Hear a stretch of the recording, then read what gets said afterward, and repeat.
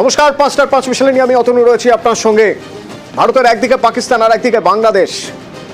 তো পাকিস্তানের সঙ্গে বরাবরই সীমান্ত বরাবর একটা টেনশন চলছে এবং বাংলাদেশে এখন যে পরিস্থিতি তাতে বাংলাদেশ নিয়েও বিদেশ মুখপাত্রকে স্টেটমেন্ট দিতে হচ্ছে। তবে তারই মাঝে বিদেশ মন্ত্রক জানিয়ে দিয়েছে পাকিস্তানে যে চ্যাম্পিয়ন্স ট্রফি হবে সেই চ্যাম্পিয়ন্স ট্রফি খেলছে না ভারত।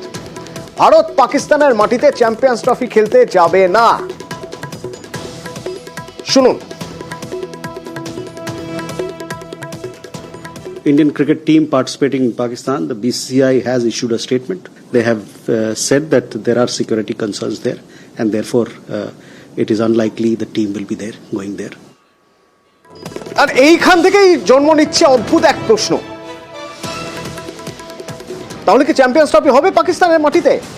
এই প্রশ্ন উঠছে তার কারণ ভারত যদি না খেলে আর যদি পাকিস্তান ভারতের যে চাইছে হাইব্রিড মডেলে খেলতে, আমির শাহিতে গিয়ে যেমন আগের বার খেলেছিল সেভাবে খেলতে, সেটা যদি পাকিস্তান না মানে তাহলে চ্যাম্পিয়ন্স ট্রফির ভবিষ্যৎ কি? আইসিসি জরুরি বৈঠকে বসেছে। আমার সঙ্গে ইরন রয়েছে, আরো ডিটেইলে জানবো। ইরন, ভারত রাজি নয় পাকিস্তানে খেলতে, আবার ভারত যে শর্ত দিচ্ছে হাইব্রিড মডেলে খেলার পাকিস্তান তাতেও রাজি নয়, তাহলে চ্যাম্পিয়ন্স ট্রফির ভবিষ্যৎ কি?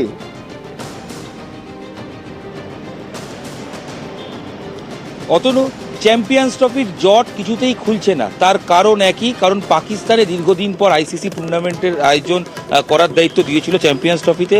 তারা যখন দিয়েছিলেন তারা হয়তো এক্সপেক্ট করেছিলেন ভারত যেতে পারে, তবে ভারত পাকিস্তানের ক্রিকেট খেলা বা যে কোনো খেলায় সম্পর্কটা শুধু ক্রীড়া মন্ত্রক বা দুটো বোর্ডের অ্যাসোসিয়েশনের মধ্যে থাকে না, দু দলের রাজনৈতিক এবং কূটনৈতিক জায়গাটাও খুব ইম্পর্টেন্ট। তো সেক্ষেত্রে ভারত চাইলে, বিসিসিআই চাইলেও পাকিস্তানের মাটিতে গিয়ে তারা কোনোভাবেই ক্রিকেট খেলতে পারবে না যতক্ষণ না বিদেশ মন্ত্রকের অনুমতি পাওয়া যায়।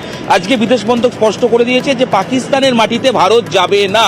এবার আইসিসিকে ঠিক করতে হবে টুর্নামেন্ট তারা কিভাবে আয়োজন করবেন। তিনটি অপশন তাদের সামনে রয়েছে। এক, হাইব্রিড মডেল, যেটা গতবার এশিয়া কাপে হয়েছিল, আয়োজক পাকিস্তান, কিন্তু ভারতের ম্যাচগুলো অন্য জায়গায় হবে। ফাইনাল যদি ভারত ওঠে সেক্ষেত্রে পাকিস্তান আয়োজন করতে পারবে না। আইসিসি চাইছে এই মডেলটাই করার জন্য এবং তার জন্য প্রায় 600 কোটি টাকা, 591 কোটি টাকা তারা কিন্তু ক্ষতিপূরণও পর্যন্ত দিতে পারেন, এরকমও সম্ভাবনা সূত্র মারফত জানা যাচ্ছে। দ্বিতীয়, এক, হোস্টিং থাকলো পাকিস্তান কিন্তু টুর্নামেন্ট হলো অন্য জায়গায়। এটা পাকিস্তান কোনোভাবে রাজি হচ্ছে না, কারণ তাদের ইমেজ বিল্ড আপের জায়গা আছে। বিভিন্ন রাজনৈতিক কারণে, সন্ত্রাসের কারণে পাকিস্তানের ক্রিকেটটা বা খেলাধুলোর জায়গাটা অনেক পিছিয়ে পড়েছে। তারা চাইছে তাদের জায়গাটা ডেভেলপ করতে। আর থার্ড অপশন হচ্ছে যদি সেখান থেকে পুরো টুর্নামেন্টটা তুলে নিয়ে যাওয়া হয়, সেক্ষেত্রে পাকিস্তান ক্রিকেটে আর যাই হোক কোনো লাভ হবে না, উল্টে তারা বিরাট আর্থিক ক্ষতির সামনে পড়বেন। তাই রাস্তা একটাই, হাইব্রিড মডেল। যদিও পাকিস্তানের তরফ থেকে পাকিস্তান ক্রিকেট বোর্ড তারাও চাপ সৃষ্টি করছে। এই জায়গাটা ইরান একটু জানতে চাইবো, যে হাইব্রিড মডেলের কথা বলছো, রাস্তা একটাই হাইব্রিড মডেল, এই হাইব্রিড মডেল তো পাকিস্তানও মানতে রাজি নয়। সেক্ষেত্রে পাকিস্তানও তো উল্টে শর্ত চাপাচ্ছে যে ভারত যদি হাইব্রিড মডেলে খেলে তাহলে এরপর এই সিজনে ভারতের মাটিতে পাকিস্তান খেলবে না, তারাও হাইব্রিড মডেলই অ্যাপ্লাই করবে। সেটা কি বাস্তব বা বাস্তবসম্মত?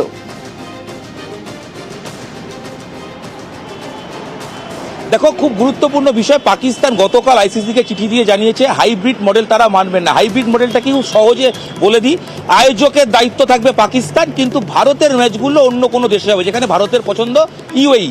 সেক্ষেত্রে ভারত সেখানে ম্যাচগুলো খেলবে, কিন্তু ম্যাচের আয়োজন, হোস্টিং, তার যা খরচ, তার যে আয় ব্যয়, সবটা পাকিস্তানের হাতে থাকবে। এভাবে এশিয়া কাপ হয়েছিল।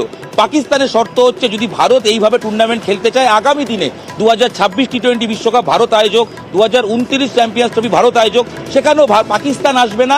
তারা বলছে তখনও হাইব্রিড মডেল করতে হবে। তবে দিনের শেষে অতনু খুব ইম্পর্টেন্ট মাথায় রাখতে হবে, ক্রিকেট আঙ্গিনায় ভারতের বোর্ডের বা বিসিসিআইয়ের যে অবস্থান, পাকিস্তান ক্রিকেট অবস্থান কিন্তু এক জায়গায় নয়। সেক্ষেত্রে ভারত হয়তো ডমিনেট করে এবং এটা ক্রিকেটকে ডমিনেট ভারত বা বিসিসিআই করে। সেক্ষেত্রে পাকিস্তানের এই মডেল মেনে নিয়ে খেলাটাই একমাত্র একটা